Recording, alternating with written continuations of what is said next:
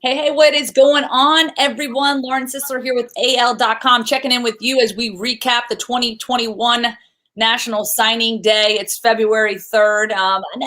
Things aren't quite as eventful as they used to be, considering we have the early signing day, but still lots to talk about, lots to get to with Auburn's new head football coach, Brian Harsin, and here to break it all down for me, Tom Green. And thank you for joining us. And also a thank you to our sponsor, Inline Lighting, who is been a great sponsor of ours for recruiting coverage and signing day coverage. So we appreciate that. And Tom, first and foremost, Brian Harsin gets hired in late December. And according to, I guess, your updates, 43 days to kind of build up this recruiting staff or to build up this staff. And obviously his recruiting class of 2021.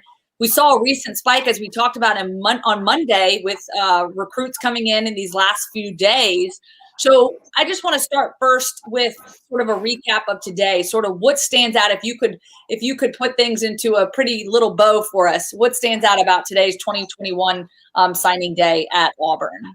Well, like you mentioned, the February signing day is just, not as many splashes as there used to be since they introduced the early signing period. But for Auburn, they were still able to sign 6 players today, 4 of which were, committed before the day. But really, the highlight, I guess you would say, is that Auburn added 2 more new players to this class. They flipped a 3-star safety from South Alabama who, just last week picked up an offer from Auburn and from Mississippi State. So they had to kind of stave off another SEC team for him. That's Caden Bridges. And then they also picked up a commitment from another safety from just down the road in Montgomery, Juwan Gaston, this afternoon. Another 3-star guy. Kind of reminds people of Daniel Thomas, who, again, just like him, was, one of those guys that got a late offer, wasn't as highly recruited, but worked out pretty well for Auburn. So I think that's kind of what Auburn's hoping for in that. But really just, pretty quiet day overall. Auburn's class is up to 17 players now when you include the 16 signees from either high school or JUCO plus 1 grad transfer. And that really might be one of the biggest pickups of the day. Auburn signing Iku Leota out of Northwestern, who, brings, fills a need at pass rusher for them.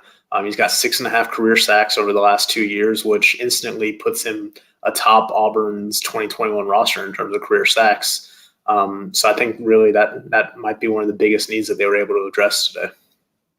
Yeah, no doubt about it. And if there was another need or some other area that you feel like, was touched upon, I mean, if you could kind of get into Brian Harsin's mind and obviously his discussions, with the press conferences, is there a specific area that he really hones in on that you think that they were pressing upon? I mean, obviously you're kind of, not necessarily wiping the slate clean, but you're coming in, new coaching staff, new coach, new mindset, new regime here. And so there's a lot of newness to it. If there's one area that really kind of stands out to you that maybe was a success for a brand new Auburn football coach, where would you say that was? Well, I think obviously today we saw them address that secondary with 2 safeties. Certainly an area that they needed to fill some spots in. Just because they're losing Jamie Sherwood, they're losing Jordan Peters, so you need to add a little bit more depth there to that secondary. One of the other big additions was high school offensive tackle Colby Smith. Auburn just over the last several years has not done a very good job of recruiting offensive tackles, particularly out of high school. So just being able to get one of those in there and kind of, replenishing the depth along the offensive line is going to take some time, obviously, because offensive linemen usually take the most time to develop at the next level. But, getting in on the ground level there and trying to build up some of that depth is certainly, addressing a big need for them. But, there's still several spots that they need to fill. I think by my quick math today, they should have about 5 or 6 open scholarships before the 85 scholarship limit heading into the season.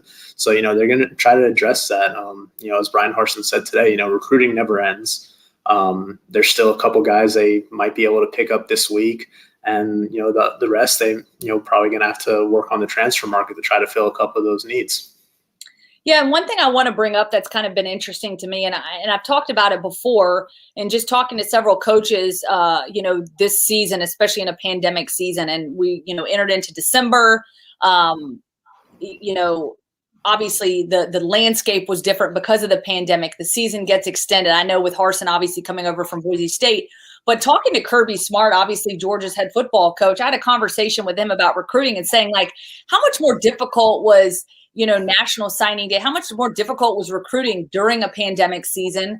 Did it present a lot more challenges? And he said, actually, it was kind of the opposite. And, this might not apply fully to Coach Harsin, considering he's coming into Auburn, sort of blindly and obviously flying by the seat of his pants and trying to get things implemented. But, one thing that was really substantially different from a recruiting standpoint this year is that, you're not allowed to meet in person. You're having to do a lot of Zoom calls. You're not having guys come on campus to see what you're all about. You're not running a parade through someone's living room to impress them. So really, when a kid is set on going to a particular school, a lot of it is coming from what they've learned about the school, the players, the coaches, what they can expect from that. So there wasn't a lot of swooping in and stealing players and this, that, and the other. And so I think that made for kind of a different signing day, and not obviously just for Auburn, but really all the schools.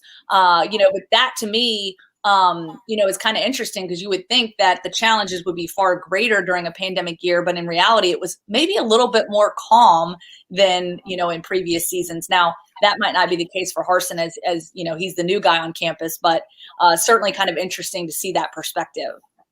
Yeah, I think even if it may have been a little bit more calm, maybe not as many guys flipping around as you might have seen before. I still think that there are certainly the challenges that these coaches faced, especially Brian Harsin and his staff. We talked about that short timeline, which was really affected by the season being the fall season being pushed back a couple of weeks, meant that the end of the season happened in mid-December. So for Auburn, you're making a coaching change in mid-December, just a few days before the early signing period. Then you're taking a couple weeks to get a new coach in, and then he's taking a month to put together a staff while still trying to recruit. It's really a time crunch, and you're talking about, like you said, having to do everything virtually. You don't get to do all these visits, and while that may open up your schedule a little bit more, as Brian Harsin said today, nothing compares to being able to do in-person evaluations. Right. You can see film on anybody, but there's some things that you're just not going to be able to catch unless you see them in person and get to see that technique up close. So I think that certainly presented a challenge for them, and for Auburn in particular, just the way that the program sells itself, it's a lot about the feel that players get when they come to campus. Mm-hmm. And they haven't been able to get that. Some recruits have been able to take their own trips to campus, but those don't involve any contact with coaches or anything like that. It's just getting to see the campus like any normal prospective college student would be able to when trying to pick a school. So it's certainly different. I think that's something that affected Auburn, and once things eventually return to normal, I think we'll see kind of an uptick in recruiting for Auburn. But Harsin definitely spoke about it today. That there were definitely challenges, and it was really a time crunch for him and his staff. But I think all things considered, they did a pretty good job. We talked about it earlier. As of Sunday afternoon, this class was ranked 48th in the nation, which after being top 10, top 15 classes under Gus Malzahn, obviously it fell off a little bit this year. But considering that time crunch and everything, Auburn finished today, I believe they're ranked 30th now in the 247 Sports Composite Team rankings. And, with a couple of guys still out there that they might be in the running for, like running back Jarquez Hunter, who's committing on Friday, this class could still potentially finish in the top 25, which, again, considering the circumstances, I think would be a pretty massive win for Brian Harsin and his staff. Yeah, no doubt about it. And I think that's just, that just goes along with saying, in this pandemic year, Jordan-Hare Stadium, even if you are somebody that just goes on campus, goes to a game on your own will, not as an official visit, you're still not getting the experience. You're still not getting that excitement and sort of that just, feeling of like, hey, we're going to shower you with all the Auburn love you can get while you're here this weekend. It's a totally different deal, and not something that, that's a big part of the recruiting process. And then, of course, especially if you're a recruit that's been looking at Auburn and then suddenly they've got a new head coach, well, now you've got to reevaluate and say, hey, is this guy, a good fit for me? Is this someone that's going to help me to succeed? Am I going to get playing time? And so as we kind of wrap things up, I guess if there's one area as you've gotten to know Coach Harsin, especially in the couple of press conferences and really just sort of seeing where he's trying to plug holes, where would you say, I don't necessarily want to make comparisons, but, what is one area that really stands out to you about Coach Harsin that you feel like he's going to come in and implement right away, that you're going to see maybe a difference or at least, something unique at Auburn, whether it's, behind the scenes, obviously out on the field, what would that be for you? That's tough to say, but I think just really listening to him speak these last few press conferences that we've actually gotten to interact with him, he's really big on making sure he's doing things his way, even if it takes a little bit of time. He wants to get that foundation settled. He wants to get the guys that are going to fit what they want to do in terms of culture and just scheme and the right kind of players. He's not just he doesn't seem like he's going to just go out there and try to sign whatever transfer just because they're available. He wants to make sure that they're the right fit for what Auburn wants to do moving forward as he kind of, tries to shape this program in his image and, kind of build it back up from, where it was.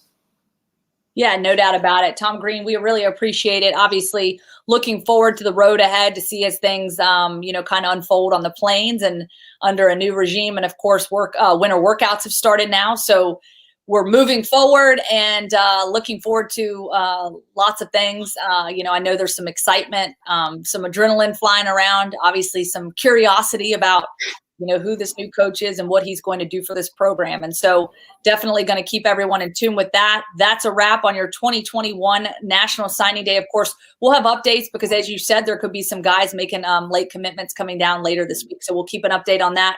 Appreciate your insight, Tom. And of course, we appreciate our sponsors, Inline Lighting, always keeping us well lit. Thank you. Thank you. And thank you.